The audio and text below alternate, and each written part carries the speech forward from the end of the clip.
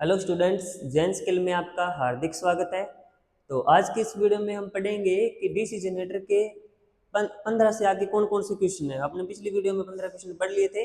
उसके बाद में इस वीडियो में हम पढ़ेंगे कि 15 से आगे क्वेश्चन कौन कौन से हैं। तो पहला क्वेश्चन अपने पास ये है, डीसी जनरेटर में इंटरपोल कैसे जुड़े होते हैं। डीसी जनरेटर में इंटरपोल कैसे जुड़े होते हैं। तो इंटरपोल सबसे पहले आपको पता होना चाहिए इंटरपोल क्या होते हैं। इंटरपोल अपने डीसी जनरेटर में पोलों के बीच में लगाए जाते हैं, मेन पोलों के बीच में लगाते हैं। इनका काम क्या होता है, तो इंटरपोलों का काम इसलिए लगाए जाते हैं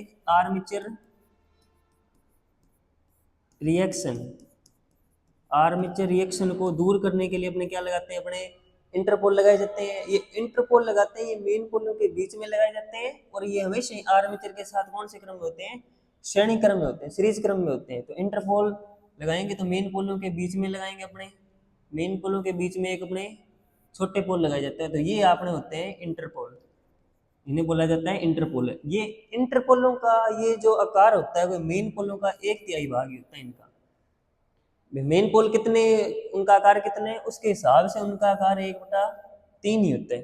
ठीक है, नेक्स्ट क्वेश्चन अपने पास ये एक समय उत्तेजित डीसी जनरेटर में अवशिष्ट चुंबकत्व की आवश्यकता क्या है। मतलब एक सेल्फ एक्साइटेड डीसी जनरेटर है तो इसमें रेजिडुअल मैग्नेट होता है, उसकी आवश्यकता क्यों होती है। तो पहला ऑप्शन अपने पास ये वोल्टेज का निर्माण करने के लिए। तो ए ऑप्शन अपने बिल्कुल आवश्यक है, बिल्कुल राइट आंसर। अपना वोल्टेज का निर्माण कराने के लिए एक सेल्फ एक्साइटेड डीसी जनरेटर में रेजिडुअल मैग्नेट का होना बहुत ही आवश्यक है। इसके बिना जनरेटर वोल्टेज बनाने में असफल रहेगा। तो नेक्स्ट क्वेश्चन अपने पास ये है, मशीन में वे कौन से दो बिंदु हैं जो ब्रश संपर्क प्रतिरोध को मापते हैं।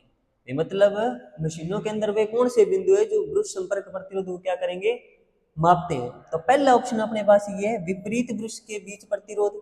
दूसरा ऑप्शन है ब्रश और कैमटेटराइजर के बीच का प्रतिरोध। तीसरा ऑप्शन है ब्रश और कैमटेटर के बीच का प्रतिरोध। सी ऑप्शन बिल्कुल राइट आंसर अपना। ब्रश और कम्यूटेटर के बीच का जो प्रतिरोध होगा वो क्या करेगा, ब्रश संपर्क प्रतिरोध को क्या करेगा, दिखाएगा। ठीक है, नेक्स्ट क्वेश्चन अपने पास ये है,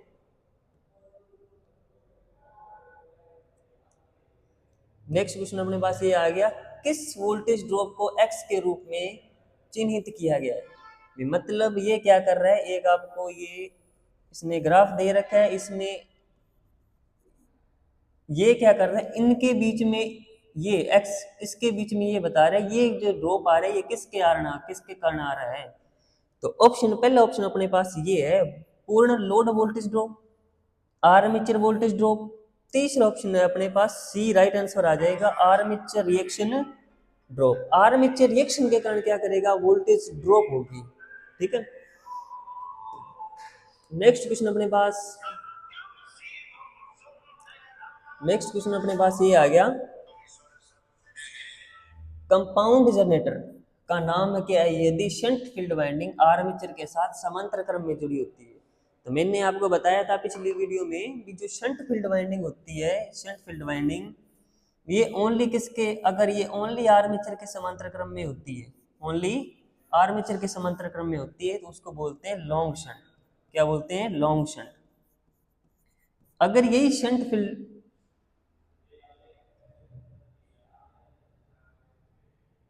ठीक है, तो सॉरी इसमें मैंने आपको बताया था। नेक्स्ट क्वेश्चन अपने पास ये आ गया, कंपाउंड जनरेटर का नाम क्या है यदि शंट फील्ड वाइंडिंग आर्मेचर के साथ समांतर क्रम में जुड़ी है। तो पिछली वीडियो में मैंने आपको यही बताया था कि अगर ये shunt field winding only armature के साथ समांतर क्रम में जुड़ी है, फील्ड वाइंडिंग से इसका कोई लेना देना नहीं होता, तो उसको तो बोलते हैं अपने शॉर्ट शंट। इसको क्या बोलते हैं, शॉर्ट शंट। अगर यही शंट फील्ड वाइंडिंग और आर्मेचर दोनों के पैरेलल में लगाई जाती है तो उनको बोलते हैं shunt field, long shunt.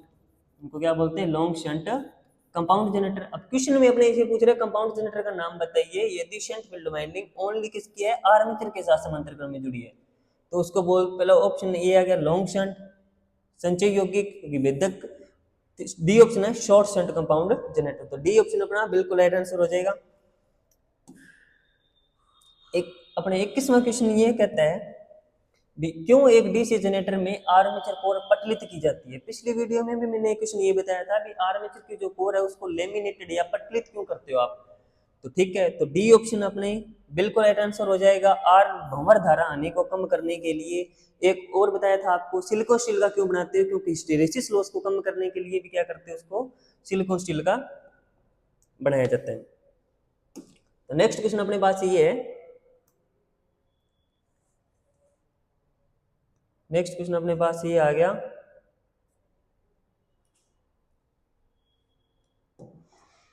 DC generator का आर्मेचर प्रतिरोध बहुत कम क्यों है। डीसी जनरेटर का आर्मेचर प्रतिरोध बहुत कम क्यों है। तो डीसी जनरेटर का आर्मेचर का प्रतिरोध, या ये भी कह सकते हो आर्मेचर का प्रतिरोध उसको बहुत कम क्यों रखते हो आप। ठीक है, तो पहले ऑप्शन है आर्मेचर धारा कम करें, गलत ऑप्शन हो जाएगा ये। तो दूसरा आर्मेचर वोल्टेज ड्रॉप को कम करने के लिए, ये बी ऑप्शन बिल्कुल राइट आंसर है आपका। आर्मेचर ड्रॉप को अगर कम रखना है तो आपको आर्मेचर का प्रतिरोध क्या करना पड़ेगा, कम, क्योंकि प्रतिरोध क्या करेगा, प्रतिरोध ज्यादा होने से वोल्टेज ड्रॉप को क्या करेगा, ज्यादा करेगा। ठीक है, नेक्स्ट क्वेश्चन अपने पास ये है, डीसी जनरेटर को घड़ी की दिशा में ही क्यों चलाना चाहिए, मतलब उसको क्लॉकवाइज ही क्यों चलाना चाहिए एक डीसी जनरेटर को। तो ठीक है, पहला ऑप्शन अपने पास है ब्रश को नुकसान बचाने के लिए, गलत ऑप्शन है। अवशिष्ट चुंबकत्व की रक्षा करने के लिए, बी ऑप्शन बिल्कुल राइट आंसर है। आर्मेचर में शॉर्ट सर्किट नहीं, जनरेटर में ओवरटी भार करने से यही नहीं ऑप्शन था, मतलब रेजिडुअल मैग्नेट की रक्षा करने के लिए अपने क्या करना पड़ेगा, या अवशिष्ट चुंबकत्व की सेफ्टी के लिए अपने क्या करना पड़ेगा, एक डीसी जनरेटर को क्लॉकवाइज घुमाना चाहिए। अगर एंटी क्लॉकवाइज घुमा दोगे उसको तो उसमें जो रेजिडुअल मैग्नेट थोड़ा बहुत बचा हुआ है वो क्या हो जाएगा, समाप्त हो जाएगा। ठीक है, 24वां क्वेश्चन अपने पास ये कहता है, डीसी जनरेटर में घुमावदार शक्ति पूर्ति क्यों लगाई जाती है। मतलब एक डीसी जनरेटर में कंपनसेटिंग वाइंडिंग क्यों लगाई जाती है। डीसी जनरेटर में घुमावदार शक्ति पूर्ति वाइंडिंग, जिसको अपने कहते हैं कंपनसेटिंग वाइंडिंग, ये क्यों लगाई जाती है। ये ऑप्शन है अपने पास अधिक लोड करने के लिए, कम्यूटेटर प्रभाव को कम करने के लिए, आर्मेचर प्रतिक्रिया प्रभाव को बेअसर करने के लिए। सी ऑप्शन बिल्कुल राइट आंसर है। ये आर्मेचर रिएक्शन या आर्मेचर प्रतिक्रिया प्रभाव को दूर करने के लिए अपने इंटरपोल भी लगाते हो आप, एक प्रतिरोध भी लगाने पड़ते हैं आपको। और तीसरा ऑप्शन है अपने कंपनसेटिंग वाइंडिंग भी या क्षतिपूर्ति वाइंडिंग भी आपको लगानी पड़ती है। ये तीन चीजें आपको आर्मेचर रिएक्शन को दूर करने के लिए लगाई जाती है। नेक्स्ट क्वेश्चन अपने पास ये है, एक डीसी जनरेटर के वोल्टेज का निर्माण करने के लिए विफल होने का कारण क्या है। डीसी जनरेटर में वोल्टेज का निर्माण करने में विफल होने का कारण क्या है, मतलब एक डीसी जनरेटर वोल्टेज नहीं बना रहा तो उसका कारण क्या है। ठीक है, तो पहला ऑप्शन है डिले ब्रश संयोजन, आर्मेचर प्रतिरोध अधिक है। तीसरा ऑप्शन में फील्ड प्रतिरोध क्रांतिक प्रतिरोध से ऊपर है, प्राइम मूवर रेटेड गति से ऊपर गति पर चल रहे हैं। ठीक है, तो सी ऑप्शन बिल्कुल राइट आंसर है अपना। फील्ड प्रतिरोध क्रांतिक प्रतिरोध से क्या है, ज्यादा है। अगर क्रांतिक प्रतिरोध का मान फील्ड प्रतिरोध क्रांतिक प्रतिरोध से ऊपर है, यदि क्रांतिक प्रतिरोध से ऊपर होगा तो डीसी जनरेटर वोल्टेज बढ़ाने में क्या हो जाएगा, बेअसर हो जाएगा। ठीक है,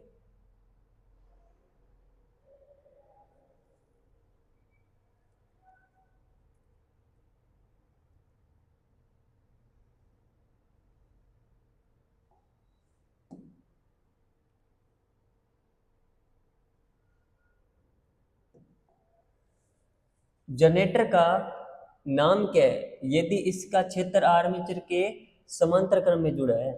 यदि ये क्या कर रहा है, डीसी जनरेटर का नाम क्या है, यदि इसका जो फील्ड है ये आर्मेचर के कौन से क्रम में, समांतर क्रम में, तो मैंने आपको बताया था उसको बोलते हैं शंट जनरेटर। इसमें शंट फील्ड वाइंडिंग होती है, ये आर्मेचर के साथ क्या होती है, पैरेलल क्रम में लगाई जाती है। तो नेक्स्ट क्वेश्चन अपने पास ये है, डीसी जनरेटर में पोल शू का उद्देश्य क्या है।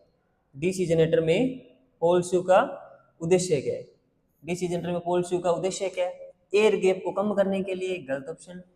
फील्ड की ताकत को बढ़ाने के लिए, चुंबकीय हानियों को कम करने के लिए, एयर गैप में समान रूप से फ्लक्स के फैलाव के लिए क्या कर लगाना पड़ेगा, पोल शू लगाने पड़ेंगे। पिछली वीडियो में मैंने आपको बताया भी था अभी पोल शू क्या होते हैं, किससे बनेंगे, मैक्सिमम पोलों की संख्या कितनी होती है, मिनिमम पोलों की संख्या एक डीसी जनरेटर में कितनी होती है। नेक्स्ट क्वेश्चन अपने पास है डीसी जनरेटर में सॉरी ये तो क्वेश्चन हो गया, सॉरी ये क्वेश्चन आ गया अपने पास 28वां क्वेश्चन।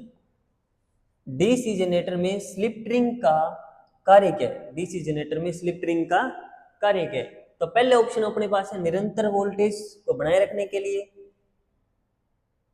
दूसरा ऑप्शन में धारा को एक दिशा में एकत्रित करने के लिए, ब्रश पर वोल्टेज ड्रॉप को कम करने के लिए, या अपने रेटेड की तुलना में टर्मिनल वोल्टेज बढ़ाता है। ठीक है, तो स्लिप रिंग का काम क्या होता है, एसी को डीसी में चेंज करने के लिए लगाई जाती है। तो ये क्या करेगा, धारा को एक दिशा में क्या करेगा, ये स्टोर करेगा। बी ऑप्शन इसका बिल्कुल राइट आंसर है। 29वां क्वेश्चन ये है अपने पास, जनरेटर में ब्रश बनाने के लिए किस सामग्री का प्रयोग किया जाता है। तो अपने पास पहला ऑप्शन है स्टील और ग्रेफाइट, गलत। कार्बन व ग्रेफाइट, ढलवां लोहा और ग्रेफाइट, एल्यूमिनियम और ग्रेफाइट। तो बी ऑप्शन राइट आंसर आ जाएगा, कार्बन व ग्रेफाइट से मिलकर क्या बनेंगे, ब्रश बनेंगे। ये बहुत इंपॉर्टेंट क्वेश्चन है। ठीक है जी, नेक्स्ट क्वेश्चन अपने पास ये है, क्यों एक डीसी जनरेटर अपने अवशिष्ट चुंबकत्व खो देता है। तो पिछला क्वेश्चन रिपीट हो रहा है अभी, क्यों एक डीसी जनरेटर अपना रेजिडुअल मैग्नेट क्या करेगा, ये खो देता है। तो पहला ऑप्शन है भारी शॉर्ट सर्किट, बिना लोड के लगातार चल रहा है, बिना रुके के लगातार चल रहा है, तो इसमें रोटेशन की दिशा अक्सर बदलती है। ठीक है, तो अपने पास क्यों एक डीसी जनरेटर रेजिडुअल चुंबकत्व खो देता है। ठीक है, पहला ऑप्शन अपने पास कौन सा है, भार में भारी शॉर्ट सर्किट, बिना लोड के लगातार चल रहा है, बिना रुके के लगातार चलना, रोटेशन की दिशा अक्सर बदल गई है, मतलब घुमाव दिशा उसकी क्या हो गई, बदल जाए। तो मतलब क्लॉकवाइज चल रहा था, डी ऑप्शन राइट आंसर है। क्लॉकवाइज चल रहा था, अगर उसको एंटी क्लॉकवाइज चल जाए तो उसकी रेजिडुअल मैग्नेट वो क्या कर देगा, खो देगा। तो 30 क्वेश्चन अपने कर लिए। नेक्स्ट वीडियो में अपने क्या करेंगे, आगे कौन कौन से क्वेश्चन है वो पढ़ेंगे। Thank you.